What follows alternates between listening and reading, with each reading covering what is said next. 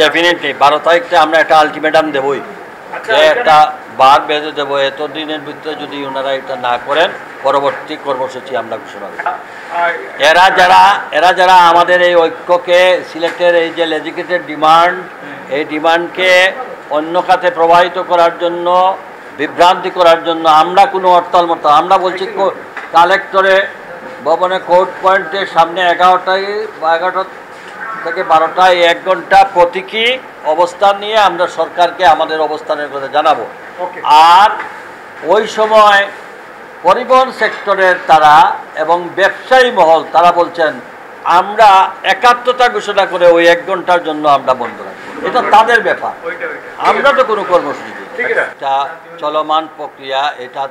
কোনো অসুবিধা হওয়ার কোনো কারণ নাই। আমরা তো এই সময়ের মধ্যে কোনো কিছু বলি না যে টিকা দেখা বন্ধ করো, আমরা অবস্থান করলে কি হইল, খালি এই তো নতুন ইস্যু নাক বাইর করে আমাদের কিভাবে সহযোগিতা করা যায় টিকাদানের, আমরা আমাদের দ্বারা যদি কোনো অসুবিধা হয়ে থাকে আমরা এটা ব্যবস্থা নেব। আমরা তো কোনো অসুবিধা করতেছি না, টিকার প্রক্রিয়া যাবে তো যায় না তো স্কুলে, তারা তো স্কুলের ভিতরে দিত, আমরা 1 ঘন্টার জন্য